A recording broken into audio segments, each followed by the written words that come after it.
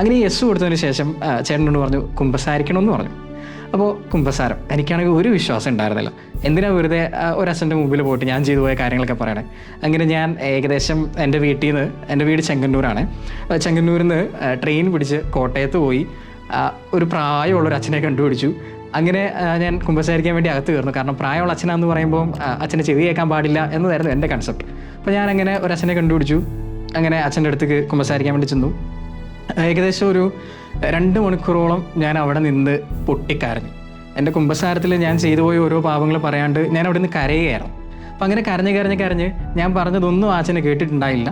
അപ്പോൾ അങ്ങനെ കരഞ്ഞു. എൻ്റെ കുമ്പസാരം കഴിഞ്ഞ് അച്ഛൻ എന്നോട് പ്രായശ്ചിത്തം പറയുമ്പോൾ, ഞാൻ ചെയ്തു പോയ ഓരോ പാപവസ്തുക്കളിൽ നിന്ന് എങ്ങനെ തിരിച്ചു വരാമെന്ന് പറയുമ്പോൾ, ഞാൻ പറഞ്ഞൊന്നും ഈ അച്ഛൻ കേട്ടിട്ടുണ്ടായിരുന്നില്ല. പക്ഷെ അച്ഛൻ എൻ്റെ അടുത്ത് തിരിച്ച് പറയുന്ന ഓരോ കാര്യങ്ങളും എൻ്റെ ലൈഫിൽ നിന്ന് എനിക്ക് എങ്ങനെ ഈശോയുടെ അടുത്തോട്ട് അടുക്കാം എന്നുള്ളൊരു കാര്യമായിരുന്നു.